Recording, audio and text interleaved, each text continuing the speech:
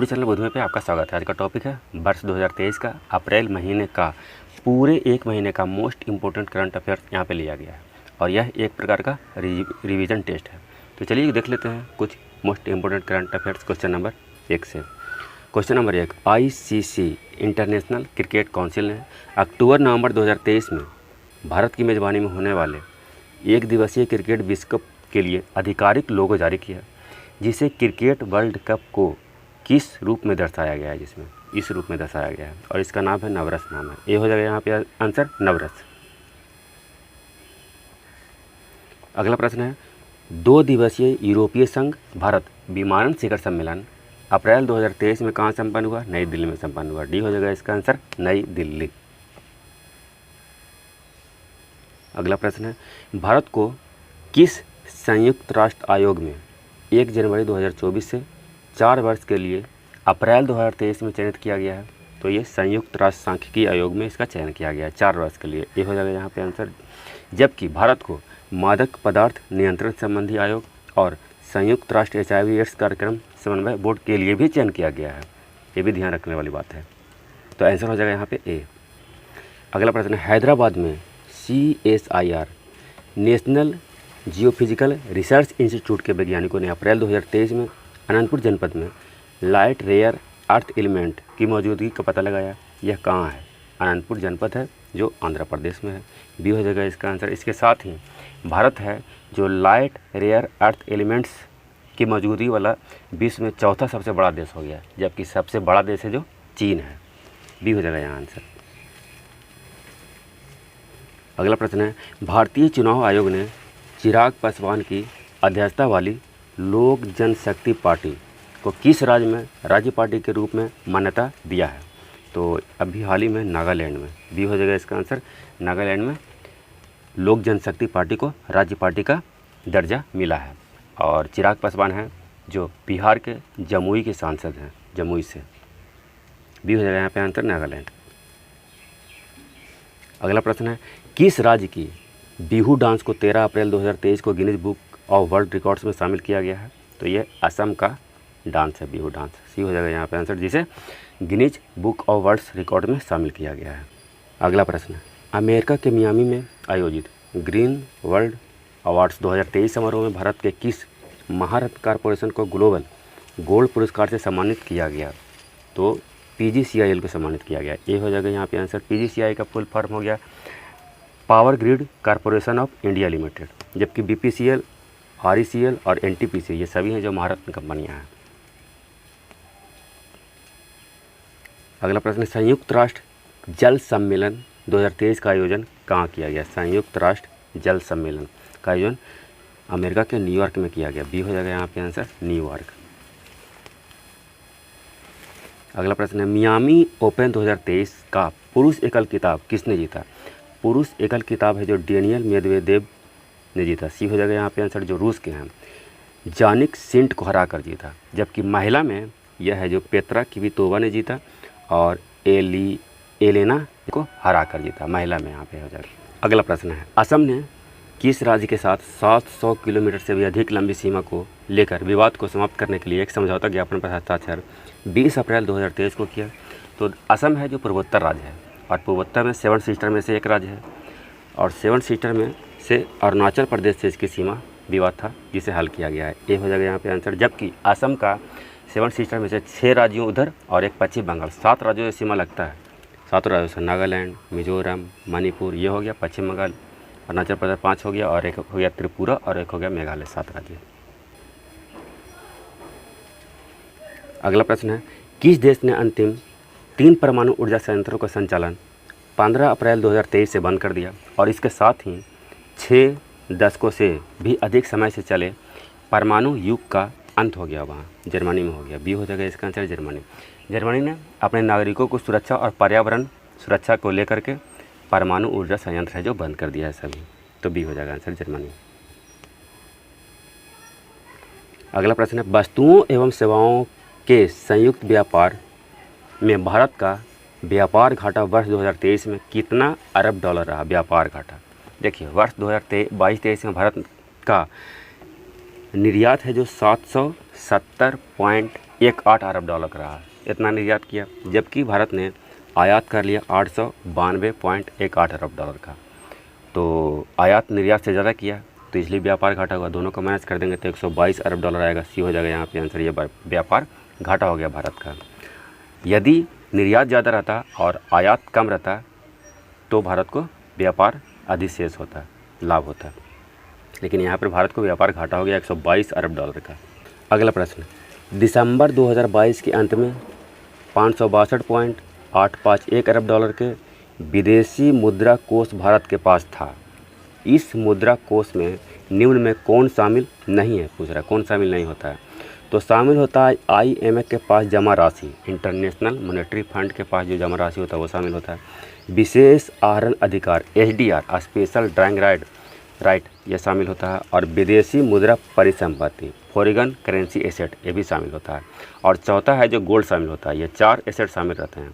भारत के संचित निधि में जमा राशि शामिल नहीं रहता, डी हो जाएगा यहाँ पे आंसर। अगला प्रश्न है, महिला सम्मान बचत पत्र, महिला सम्मान बचत पत्र योजना से संबंधित निम्न में कौन सा कथन असत्य है, यहाँ असत्य पूछ रहा है। तो कथन 1 देखते हैं, इस योजना को 1 अप्रैल 2022 को लागू किया गया, यही गलत है। इस योजना को 1 अप्रैल 2023 को लागू किया गया, 2023 को, क्योंकि इस योजना की घोषणा वर्ष 2023-24 के बजट में वित्त मंत्री श्रीमती निर्मला सीतारमण जी द्वारा किया गया था और इसे लागू कर दिया गया 1 अप्रैल 2023 से। दूसरा कथन है, यह योजना केवल 2 वर्षों के लिए ही लागू की गई है, ये सही है। यह योजना है जो केवल 2 वर्षों के लिए ही लागू किया गया है। यह 1 अप्रैल 2023 से 31 मार्च 2025 तक ही लागू रहेगा। तो यहाँ पे आंसर तो हो जाएगा केवल 1 असत्य है, ये हो जाएगा यहाँ पे आंसर। और इस योजना के तहत बालिका और महिलाओं के नाम पे खाता खोला जाएगा, जिसमें कम से कम 1000 और अधिकतम 2 लाख रुपया जमा किया जाएगा। 2 ही साल के लिए जमा किया जाएगा और इस पर 7.5% के हिसाब से सालाना ब्याज भी दिया जाएगा सरकार की ओर से। अगला प्रश्न है, वर्ष 2022-23 के दौरान भारत द्वारा सर्वाधिक निर्यात किस वस्तु का किया गया? तो भारत द्वारा सर्वाधिक निर्यात किया गया है इंजीनियरिंग का सामान का, ये हो जाएगा यहाँ पे आंसर। दूसरे स्थान पर पेट्रोलियम उत्पाद है और तीसरे स्थान पर रत्न एवं आभूषण का है। जबकि सर्वाधिक आयात भारत द्वारा किया गया है तो पेट्रोलियम और खनिज तेल का आयात सबसे ज़्यादा भारत द्वारा किया गया है। निर्यात सबसे ज़्यादा किया गया है इंजीनियरिंग का सामान का, ध्यान रखेंगे, ये निर्यात किया गया है भारत द्वारा। दूसरे स्थान पर पेट्रोलियम उत्पाद और तीसरे स्थान पर रत्न एवं आभूषण, जबकि आयात सर्वाधिक किया गया है पेट्रोलियम और खनिज तेल का। अगला प्रश्न है, विस्डेन के वर्ष 2022 के 5 क्रिकेटरों में भारत से किन्हें शामिल किया गया? विस्डेन है जो एक प्रकार का सम्मान दिया जाता है क्रिकेटरों का, और वह है जो एक क्रिकेटर को एक ही बार दिया जाता है, दोबारा नहीं मिलता है। तो वर्ष 2022 में 5 क्रिकेटरों में भारत से हरमनप्रीत कौर को चुना गया है, डी हो जाएगा यहाँ पे आंसर। जबकि विराट कोहली को 2019 में और रोहित शर्मा और जसप्रीत बुमराह को 2022 में यह सम्मान मिल चुका है और एक ही बार मिलता है, दोबारा नहीं मिलेगा, और इस वर्ष हरमनप्रीत कौर को मिला है, डी हो जाएगा यहाँ पे आंसर।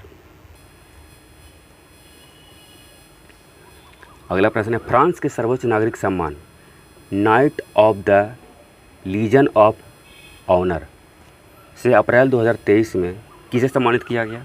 तो ये सम्मानित किया गया किरण नडार को, ये हो जाएगा यहाँ पे आंसर, किरण नडार। अगला प्रश्न, हाल ही में विश्व में सबसे बड़ा हरित रेलवे नेटवर्क वाला देश कौन बन गया? तो अमेरिका और चीन को पीछे छोड़ते हुए भारत बन गया, बी हो जाएगा यहाँ पे आंसर, भारत। अगला प्रश्न है, निम्न में कौन सम्मिलित नहीं है? एक तरफ पुरस्कार है जो 2022 के लिए दिया गया है और दूसरा तरफ है प्राप्तकर्ता, किन्हें दिया गया है? तो चमेली देवी जैन पुरस्कार पत्रकारिता के क्षेत्र में दिया जाता है, ये धन्य राजेंद्रन को दिया गया, ये सही है। व्यास सम्मान यह 32वां है, 32वां व्यास सम्मान डॉक्टर ज्ञान चतुर्वेदी को दिया गया है और इनकी कृति पागल खाना के लिए दिया गया है, तो ये भी सही है।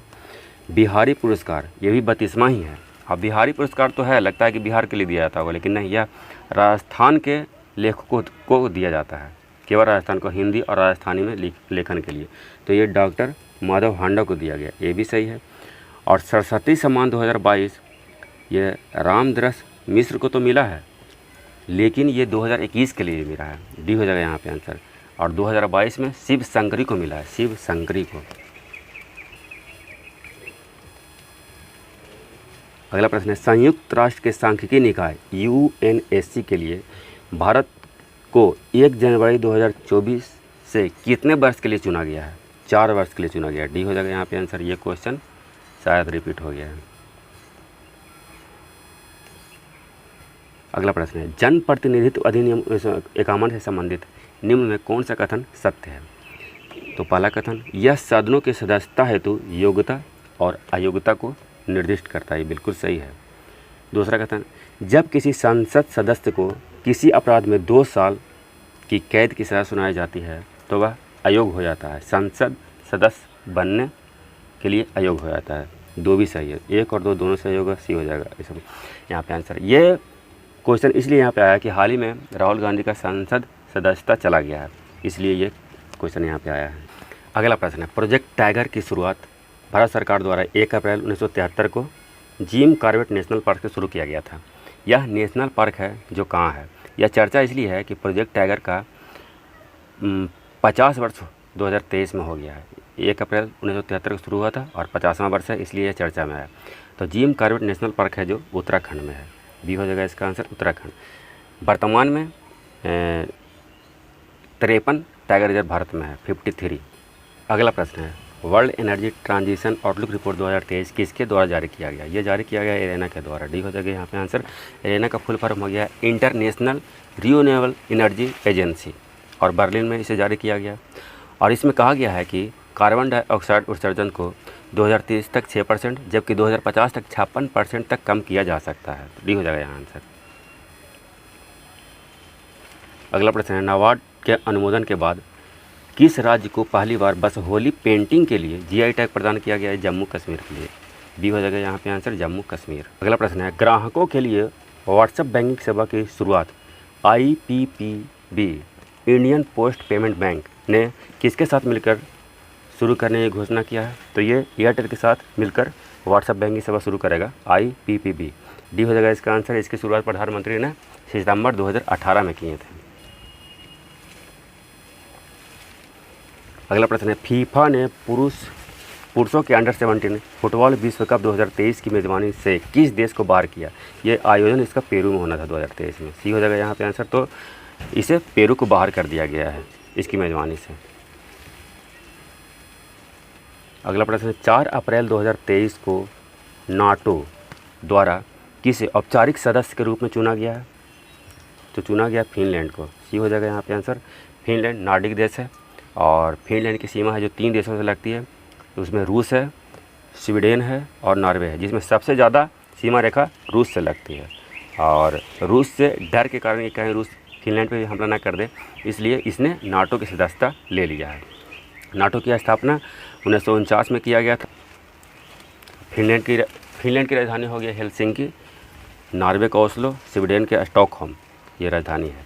अगला प्रश्न, भारत सरकार जल्द ही human papilloma virus HPV vaccine टीकाकरण शुरू करेगी। यह किस रोग से सुरक्षा के लिए दिया जाएगा? तो यह है जो सर्वाइकल कैंसर से सुरक्षा के लिए दिया जाएगा, सी हो जाएगा यहाँ पे आंसर। और यह टीका है जो 9 से 14 वर्ष के लड़कियों को दी जाएगी। द लांसेट में प्रकाशित एक रिपोर्ट के अनुसार भारत में हर 8 मिनट में एक महिला की मौत हो जाती है सर्वाइकल कैंसर से, तो बहुत बड़ा बीमारी है ये। अगला प्रश्न है, विश्व का पहला जटायु एशिया किंगित संरक्षण केंद्र महाराजगंज में बना है, यह कहाँ है? यह है जटायु, यह है जो उत्तर प्रदेश में है, ये हो जाएगा यहाँ पे आंसर, उत्तर प्रदेश। अगला प्रश्न है, हाल ही में भारत के निर्वाचन आयोग ने किस पार्टी को राष्ट्रीय पार्टी का दर्जा नहीं छीना है? तो छीन लिया है राष्ट्रवादी कांग्रेस NCP से, तृणमूल कांग्रेस TMC से और भारतीय कम्युनिस्ट पार्टी CPI से। ये तीनों पार्टियों से राष्ट्रीय पार्टी का दर्जा छीन लिया गया है, जबकि आम आदमी पार्टी को राष्ट्रीय पार्टी का दर्जा दिया गया है, जिससे भारत में राष्ट्रीय पार्टियों की संख्या 6 हो गया है, ये हो जाएगा इसका आंसर।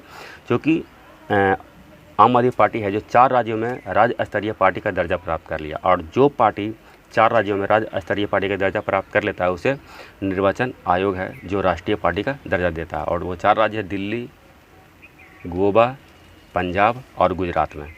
ये हो जाएगा यहाँ पे आंसर।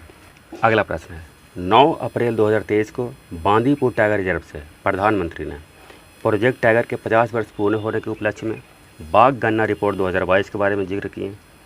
इस जिक्र में बाघों की संख्या कितनी हो गई है? तो 2022 में बाघों की संख्या है जो बढ़कर 3167 हो गया, डी हो जाएगा यहाँ पे आंसर। जबकि 2018 में बाघों की संख्या 2967 था। 200 बाघ बढ़ा है पिछले 4 सालों में, जो 6.97% होता है। 6.97% बाघों की संख्या में वृद्धि हुआ है पिछले 4 सालों में। और 2006 में बाघों की संख्या 1411 था, 2010 में 1706 हो गया, और 2018 में हो गया 2967, और 2022 में हो गया 3167, डी हो जाएगा यहाँ पे आंसर। अगला प्रश्न है, IPL इंडियन प्रीमियर लीग में सबसे तेज 6000 रन 165 पारी में बनाने वाले खिलाड़ी कौन बन गए हैं? सबसे तेज हैं जो डेविड वार्नर बन गया, ऑस्ट्रेलिया के हैं, सी हो जाएगा यहाँ पे आंसर। जबकि सबसे ज़्यादा रन विराट कोहली पहली बार बनाए, दूसरे स्थान पर शिखर धवन, तीसरे स्थान पर डेविड वार्नर, जबकि चौथे स्थान पर रोहित शर्मा है 6000 रन बनाने वालों में। अगला प्रश्न है, ग्रीन डिपॉजिट हाल ही में चर्चा में रहा, इससे संबंधित निम्न में कौन सा कथन सत्य है?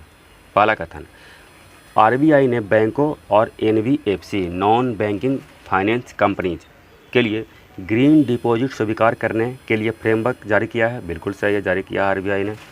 यह फ्रेमवर्क 1 अप्रैल 2023 से लागू होगा? नहीं, 1 जून 2023 से लागू होगा। तो यहाँ सही है केवल 1, ए हो जाएगा यहाँ पे आंसर। अगला प्रश्न, हाल ही में कानून प्रवर्तन अधिकारियों के एक अंतर्राष्ट्रीय संघ ने ऑपरेशन कुकी मॉन्स्टर चलाया। इसका उद्देश्य क्या है? ऑपरेशन कुकी मॉन्स्टर का उद्देश्य है साइबर अपराध से निपटना। ये हो जाएगा यहाँ पे आंसर, साइबर अपराध से निपटना। इस ऑपरेशन का नेतृत्व है जो अमेरिका का खुफिया agency FBI, federal bureau of investigation तथा डच राष्ट्रीय पुलिस ने मिलकर किया है। ये हो जाएगा यहाँ पे आंसर। अगला प्रश्न है, भारत का पहला अंडर वाटर मेट्रो ट्रेन किस नदी के नीचे चली? यह है जो हुगली नदी के नीचे चली, बी हो जाएगा इसका आंसर। और कलकत्ता में चली। पश्चिम बंगाल में पहली बार 1984 में मेट्रो ट्रेन चली थी, और पहली बार नदी के नीचे भी पश्चिम बंगाल में ही मेट्रो ट्रेन चली है। यह नदी तल से 13 मीटर और ज़मीन स्तर से 33 मीटर नीचे चला है, बी हो जाएगा यहाँ पे आंसर, हुगली नदी। अगला प्रश्न, वर्ष 2022-23 में भारत का सबसे बड़ा व्यापारिक भागीदार देश कौन बना? तो वर्ष 2022-23 में अमेरिका बन गया, सी हो जाएगा इसका आंसर, अमेरिका। अमेरिका के साथ भारत का व्यापार 128.55 अरब डॉलर का है, तो वहीं चीन के साथ 113.83 अरब डॉलर का है। बहुत अंतर है। लेकिन यहाँ पर एक और अंतर है कि अमेरिका के साथ भारत का व्यापार है जो व्यापार अधिक का है, यानी कि ट्रेड सरप्लस का है। अमेरिका को भारत ज़्यादा निर्यात करता है और कम आयात करता है, जबकि चीन के साथ भारत का व्यापार घाटा होता है, ट्रेड डिफिसिट होता है, क्योंकि भारत है जो चीन से ज़्यादा आयात करता है और कम निर्यात करता है। सी हो जाएगा यहाँ पे आंसर, अमेरिका।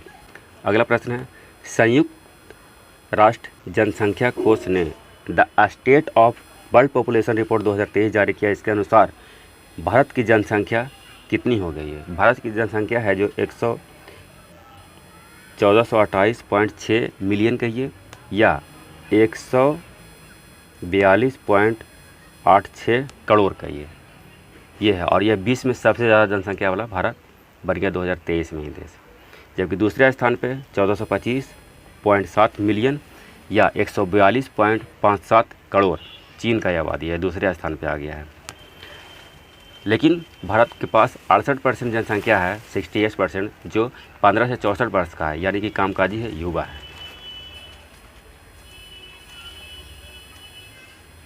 अगला प्रश्न, 4 बायोडायवर्सिटी पार्क को जैव विविधता विरासत स्थल के रूप में किस राज्य ने घोषित किया? पश्चिम बंगाल ने, बी हो जाएगा इसका आंसर, पश्चिम बंगाल। जिससे पश्चिम बंगाल में जैव विविधता विरासत स्थलों की संख्या 8 हो गया है, जो देश में सर्वाधिक जैव विविधता विरासत स्थल वाला राज्य हो गया है पश्चिम बंगाल, बी। अगला प्रश्न है, पानी की कमी से निपटने के लिए जल बजट अपनाने वाला भारत का पहला राज्य कौन बना? केरला बना, टी हो जाएगा इसका आंसर, केरला। अगला प्रश्न है, लता दीनानाथ मंगेशकर पुरस्कार वर्ष 2023 में किन्हें प्रदान किया गया? इन्हें प्रदान किया गया। ये कौन है? ये आशा भोसले हैं, बी हो जाएगा इसका आंसर आशा भोसले। इस पुरस्कार की शुरुआत 2022 में ही हुआ था और 2022 में पहला पुरस्कार है जो भारत के प्रधानमंत्री श्री नरेंद्र मोदी को दिया गया था और ये इस बार दूसरा पुरस्कार है जो आशा भोसले को मिला है। अगला प्रश्न है, लॉजिस्टिक परफॉर्मेंस इंडेक्स 2023 में 139 देशों में भारत का स्थान 38वां है। यह किस संस्था द्वारा जारी किया जाता है? विश्व बैंक द्वारा जारी किया जाता है। डी हो जाएगा इसका answer international bank for reconstruction and development. अगला प्रश्न है, निम्न में कौन सा कथन सत्य है? कौन का पहला कथन देखते हैं कौन सा सत्य है। केंद्रीय जल शक्ति मंत्रालय द्वारा भारत में पहली बार जल निकायों की गणना किया गया है। बिल्कुल सही है, भारत में पहली बार जल निकायों की गणना किया गया है। दूसरा कथन, गणना में सबसे ज़्यादा जल निकाय सिक्किम में और सबसे कम पश्चिम बंगाल में है। ये गलत है, सबसे ज़्यादा जल निकाय पश्चिम बंगाल में है जबकि सबसे कम सिक्किम में है। तो कौन सा सत्य है? तो केवल एक सत्य है, यहाँ पे आंसर हो जाएगा केवल एक। हाँ, ये भी जान लेते हैं, भारत में टोटल जल निकायों की संख्या है जो 24.24 लाख है, जिसमें से 7.47 लाख जल निकाय है जो पश्चिम बंगाल में हो गए। सबसे कम सिक्किम में है जो 134 जल निकाय हैं मात्र। अगला प्रश्न है, प्रधानमंत्री ने कोच्चि के आसपास के 10 छोटे द्वीपों को जोड़ने वाले देश की पहली जल मेट्रो सेवा शुभारंभ किस राज्य में किए? ये केरला में किए। ये हो जाएगा इसका आंसर केरला। और ये है जो जल मेट्रो है जो बैटरी से चलेगा।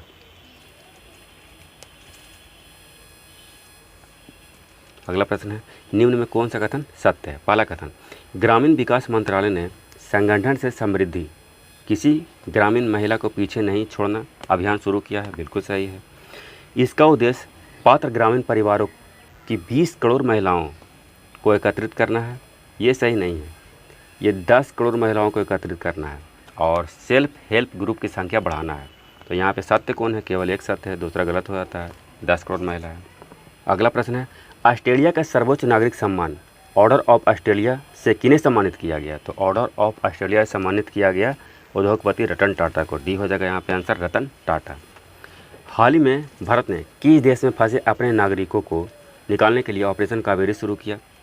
तो ये सूडान में फंसे अपने नागरिकों को ऑपरेशन कावेरी शुरू किया। सी हो जाएगा यहाँ पे आंसर सूडान। सूडान की राजधानी है जो खार्तूम है। सूडान में अभी रैपिड सपोर्ट फोर्स RSF और एक अर्धसैनिक समूह जो अभी शासन में है के बीच संघर्ष चल रहा है। इस कारण भारत ने अपने नागरिकों को ऑपरेशन कावेरी के तहत बाहर निकाल लिया है। अगला प्रश्न है, 15 अप्रैल 2023 को प्रधानमंत्री ने देश का पहला डिजिटल साइंस पार्क का आधारशिला कहाँ रखे हैं? ये भी तिरुवनंतपुरम है। डी हो जाएगा इसका आंसर और यह है जो केरला की राजधानी है। अगला प्रश्न, 64 साल बाद व्यक्तिगत रूप से 1959 का रेमन मैग्सेसे पुरस्कार अब किन्हें दिया गया? 2023 में दलाई लामा को दिया गया। ये हो जाएगा इसका आंसर। यह पुरस्कार उन्हें तिब्बती समुदाय के लिए संघर्ष करने और तिब्बती संस्कृति को प्रेरणा दिलाने के लिए दिया गया था, लेकिन चीन के विरोध के कारण उस समय दलाई लामा जो भारत आ गए थे, इस कारण यह पुरस्कार उस समय नहीं मिला था। यह एशिया का नोबेल पुरस्कार के रूप में जाना जाता है और फिलीपींस द्वारा दिया जाता है। ये हो जाएगा यहाँ पे आंसर। अगला प्रश्न, आर्थिक स्वतंत्रता सूचकांक 2023 में भारत का स्थान कहाँ है? 131वां है। डी हो जाएगा इसका आंसर। पहले स्थान पर सिंगापुर है। यह सूचकांक है जो द हेरिटेज फाउंडेशन द्वारा जारी किया जाता है। भारत का 50वां स्थान है 85 हेनले पासपोर्ट इंडेक्स में। 42वां स्थान है अंतर्राष्ट्रीय बौद्धिक संपदा सूचकांक में, जबकि 38वां स्थान है लॉजिस्टिक परफॉर्मेंस इंडेक्स 2023 में। अगला प्रश्न है, 68वें फिल्म फेयर अवार्ड्स 2023 में सर्वश्रेष्ठ फिल्म का अवार्ड किसे दिया गया? गंगूबाई काठियावाड़ को दिया गया। ये हो जाएगा इसका आंसर। जबकि सर्वश्रेष्ठ अभिनेत्री का अवार्ड आलिया भट्ट को इसी फिल्म के लिए दिया गया। वहीं सर्वश्रेष्ठ अभिनेता का अवार्ड राजकुमार राव को बधाई 2 के लिए दिया गया। RRR को ऑस्कर मिला है और द कश्मीर फाइल्स को मिला है दादा साहेब फाल्के इंटरनेशनल अवार्ड में बेस्ट फिल्म का अवार्ड। और ये है इस सेट का आखिरी प्रश्न। केंद्रीय गृह मंत्री ने नई दिल्ली में इफ्को नैनो DAP तरल लॉन्च किए हैं। इससे संबंधित निम्न में कौन सा कथन सत्य है? पहला कथन, यह नैनो कण के रूप में यूरिया का एक रूप है जो पौधों को कृत्रिम रूप से नाइट्रोजन प्रदान करेगा और इसका रंग सफ़ेद है। बिल्कुल सही है। दूसरा कथन, इसे नैनो बायोटेक्नोलॉजी रिसर्च सेंटर कलोर जो गुजरात में है द्वारा स्वदेशी रूप से विकसित किया गया है। ये दोनों सही है, 1 और 2 दोनों सही है। सी हो जाएगा यहाँ पे आंसर। वीडियो देखने के लिए बहुत बहुत धन्यवाद। यदि वीडियो पसंद आए तो लाइक, सब्सक्राइब और शेयर करना ना भूलें। जय हिंद। हमारी कोशिश रहती है कि एक भी गलती ना हो, लेकिन कभी कभी सोर्स या प्रोनाउंसिएशन मिस्टेक के कारण गलती हो जाती है, तो इसे कमेंट बॉक्स में गलती को सुधार कर दिया जाता है।